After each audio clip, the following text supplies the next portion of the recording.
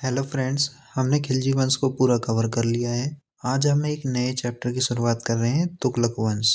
इस वंश की सबसे बड़ी खासियत देखिए, यह दिल्ली सल्तनत का सबसे लंबे समय तक शासन करने वाला वंश था। इन्होंने कुल 94 साल तक राज किया। यह सवाल कई बार पूछा गया है, इसे नोट कर ले।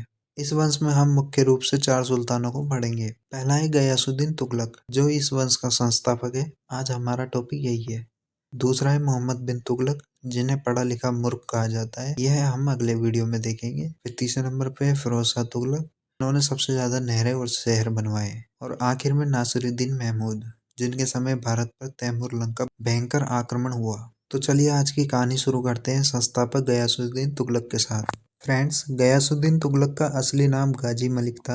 यह दिल्ली सल्तनत का पहला सुल्तान था जिसने अपने नाम के साथ गाजी शब्द का इस्तेमाल किया। ये सुल्तान बनने से पहले कोई आम आदमी नहीं थे।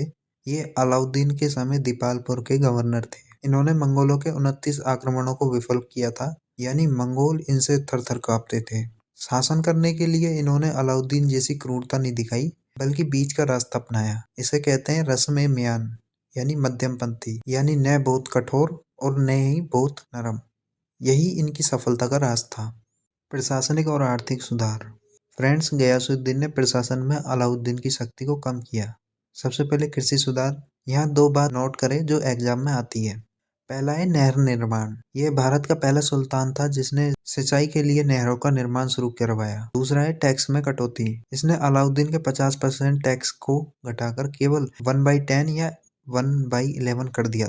इसने अधिकारियों को चेतावनी दी कि टैक्स एक बार में बहुत ज्यादा न बढ़ाया जाए। और दूसरा सबसे बड़ा रिफॉर्म था डाक व्यवस्था। अलाउद्दीन के समय की डाक व्यवस्था मध्यकालीन भारत में सबसे श्रेष्ठ मानी जाती है। विदेशी यात्री इब्न बतूता लिखता है कि डाक घोड़ों और धावकों द्वारा इतनी तेजी से पहुंचाई जाती थी कि लोग हैरान रह जाते थे। सुधारों के बाद अब देखते हैं गयासुद्दीन की मिलिट्री पावर और निर्माण कार्य।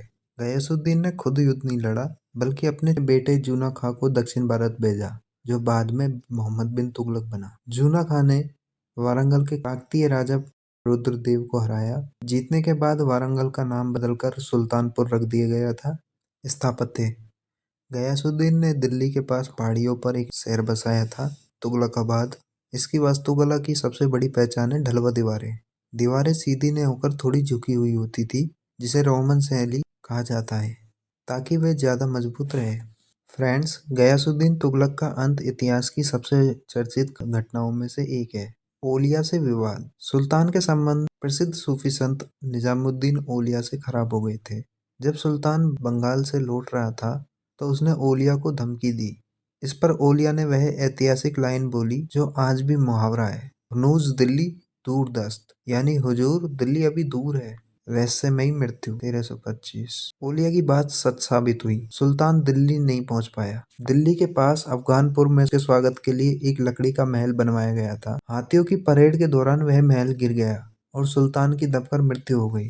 क्या यह हादसा था या हत्या? विदेशी यात्री इब्न बतूता साफ लिखता है कि यह उसके बेटे जूना खां, यानी कि मोहम्मद बिन तुगलक का षड्यंत्र था, ताकि वह जल्दी सुल्तान बन सके। तो फ्रेंड्स, पिता की मृत्यु के बाद मोहम्मद बिन तुगलक गद्दी पर बैठा। अगले वीडियो में हम इसी विद्वान मूर्ख सुल्तान की कहानी पढ़ेंगे। वीडियो पसंद आया हो तो लाइक करें। जय हिंद।